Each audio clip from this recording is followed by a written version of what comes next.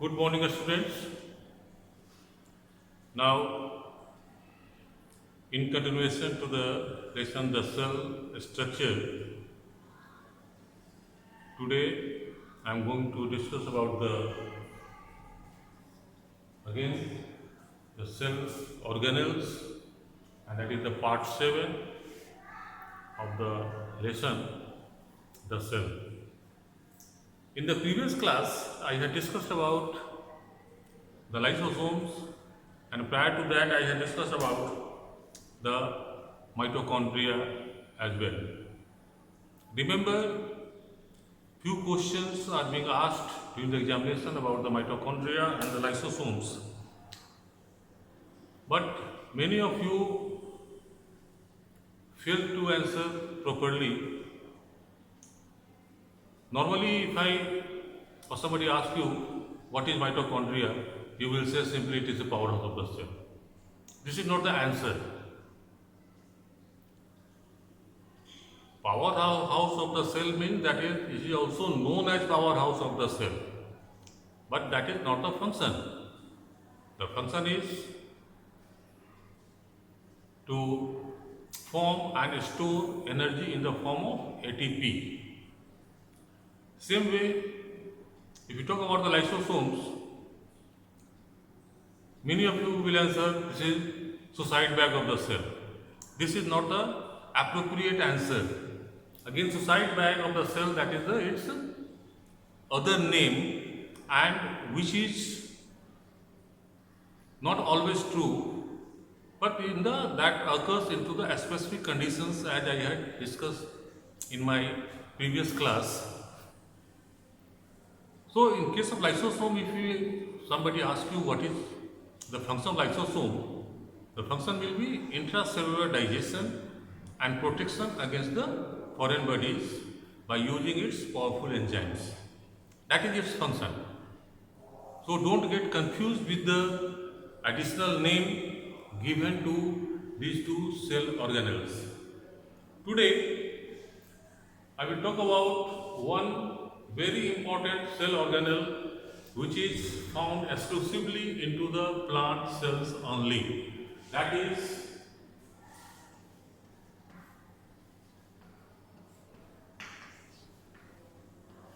plastids.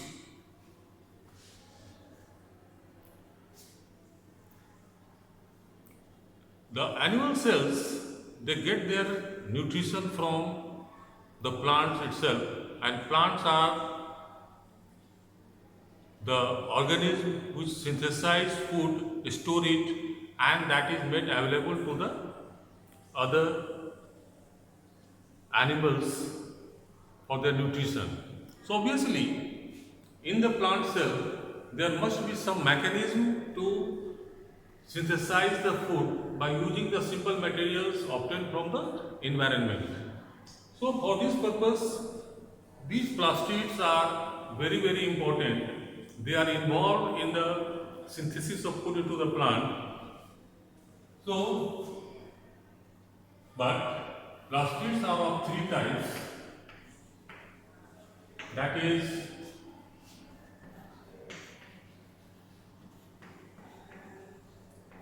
chloroplast,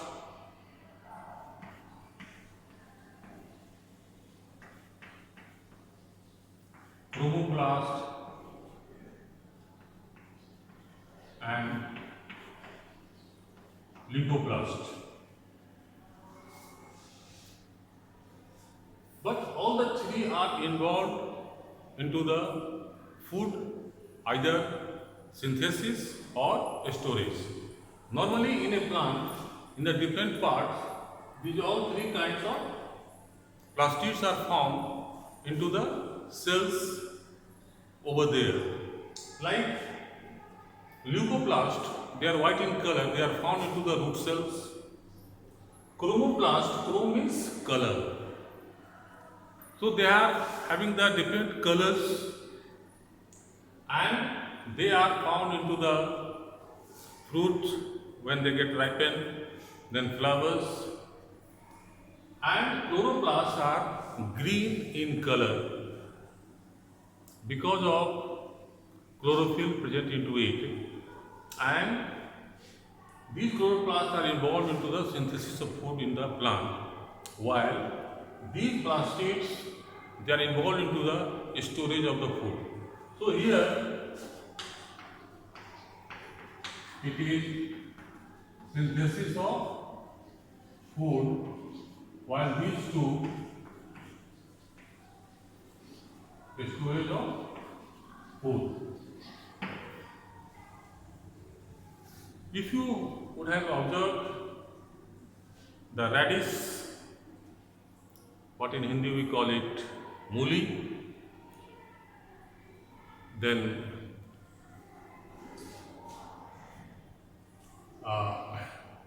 in other colored roots like carrot, which is of orange in color, both have got the food stored into it. So leucoplast is found into the radish, which is white in color. This is the colored one. So this contains the chromoplast into it, and they are involved into the storage of the food. Now, chloroplast is important, and whatever parts are green into the plant, they are all involved into the synthesis of food by trapping solar energy, using carbon dioxide and water to synthesize glucose, further turned into the starch, then proteins by using additionally nitrogen, and fats, vitamins, they are all formed into the chloroplast. So that's why, as a whole, since all the three plastids are involved into the food, either synthesis or storage, they are also known as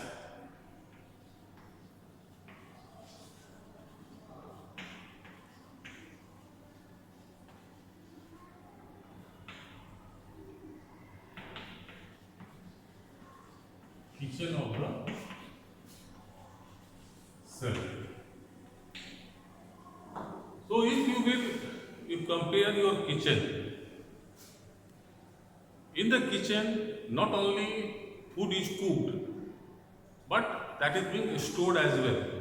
So in the same way, plastids not only synthesize the food, but they store them as well to provide to the plant itself for the purpose of nutrition, and to other heterotrophs which depend on plant for their food, that is the animals, whole animal kingdom that is dependent on the plant. So that's why plastids are known as the kitchen of the cell. If you talk about its figure,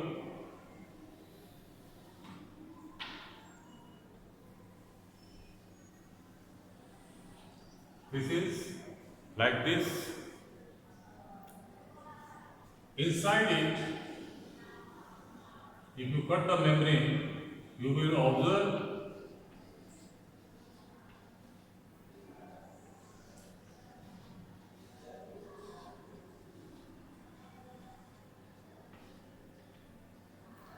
this way the heap of coin-like structures, they are called the grana, and this is green in color.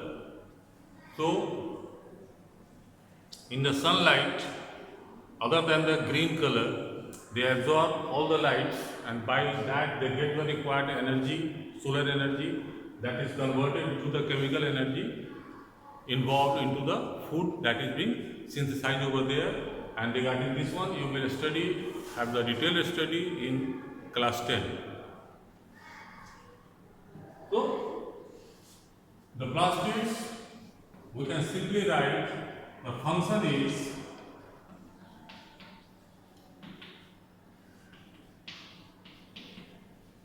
synthesis and storage of food. These are found in plants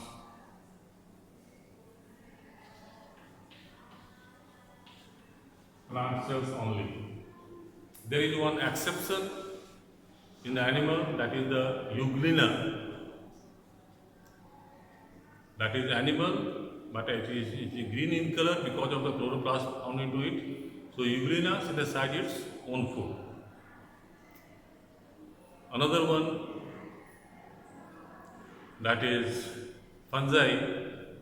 They also belong to the plants, but they do not have any chloroplast into it. So they have got the different type of nutrition, rather what is called it the saprophytic or the parasitic nutrition, and about them you will again study in the class 10 further. Now,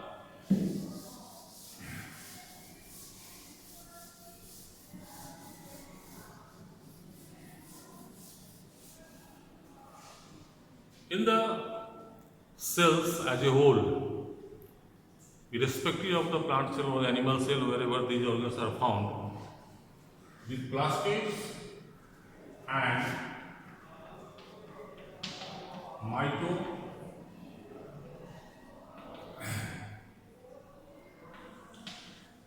mitochondria, these two are very special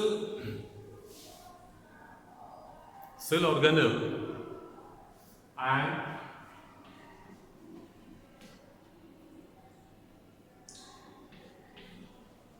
they have their own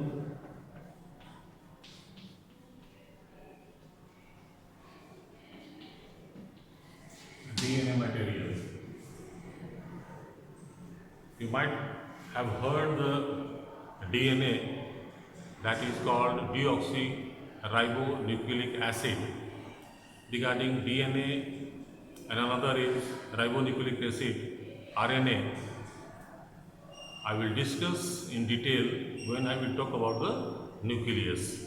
So right now just you keep in your mind that these two cell organelles, they have got their own DNA material.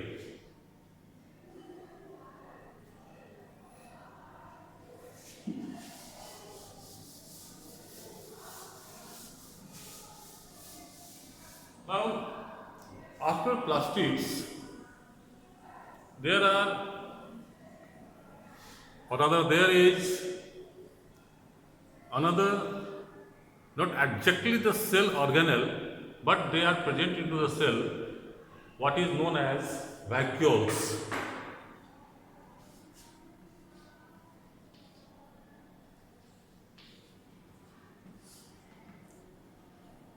These are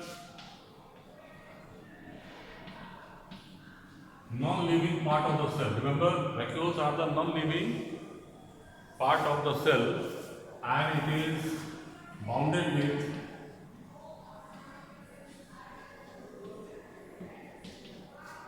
with a membrane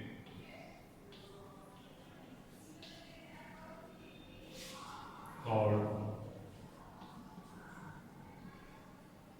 chloroplast. Vacuoles are basically the air bubbles, you can call it, or the water bubbles, and these are the part of the cell where waste materials usually are being stored into it.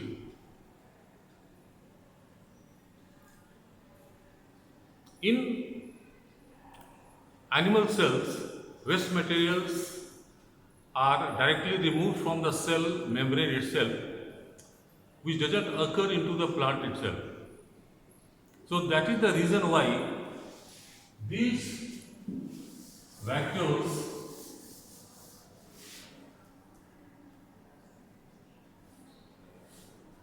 in case of plant cells, they are large in size and few in number. And if you talk about the vacuoles into the animal cells,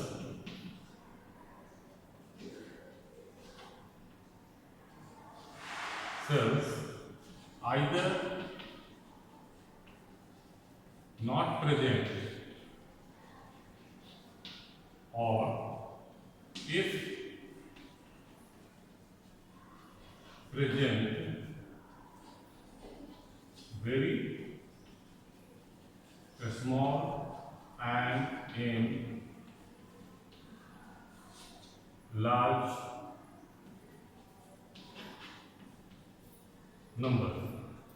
So in animal cells, either they will not be present over there, and if at all they are present, they will be very small in size and large in number. But these vacuoles have some additional role apart from the storage of the waste materials. The very specific role into the plant cells is that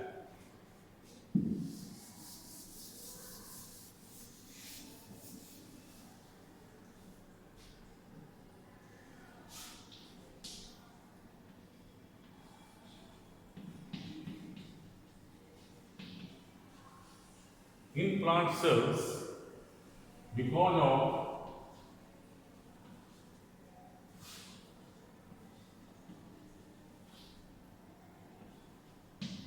large size, if you inflate a balloon, what will happen? This will exert pressure outwards.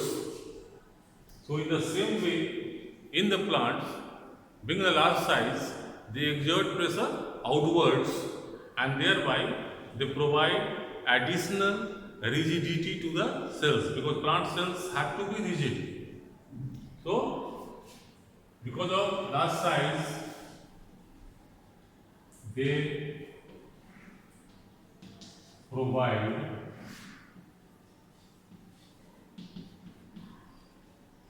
additional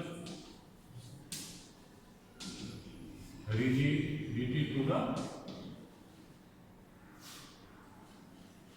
cell. And because of the large size of the vacuoles, in plant cells, usually nucleus is not located into the center of the cell, rather this is shifted into the side of the cell. Like for example,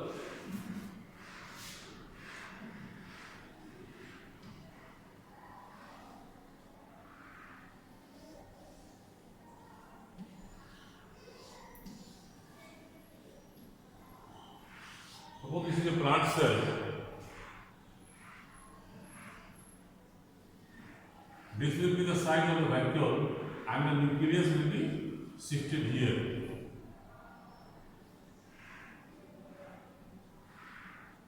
This is vacuole and this one is nucleus. But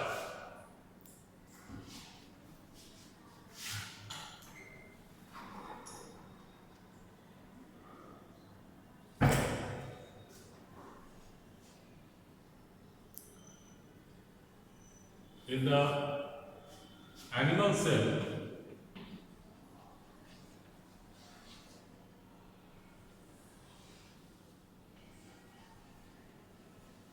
nucleus is located into the center. If the vacuoles are there, they are the small ones.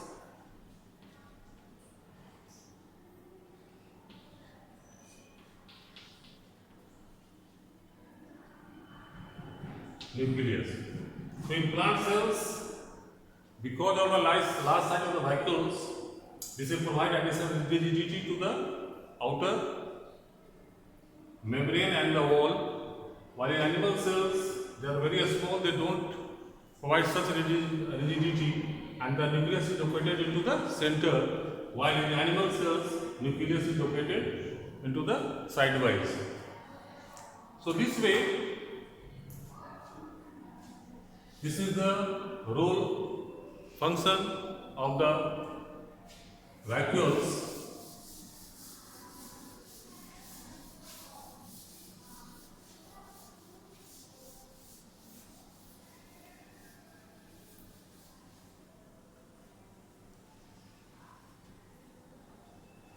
So after this, we will be talking about the nucleus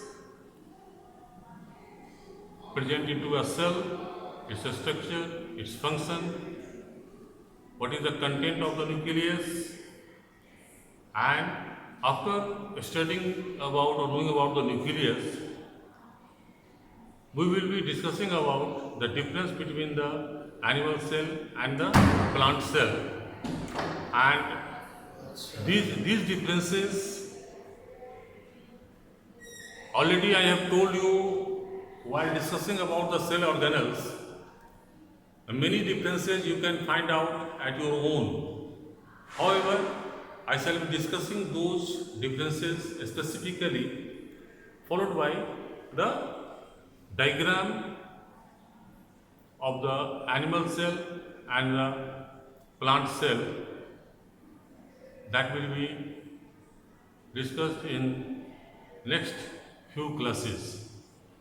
So thank you for today, and thank you for watching and understanding the contents.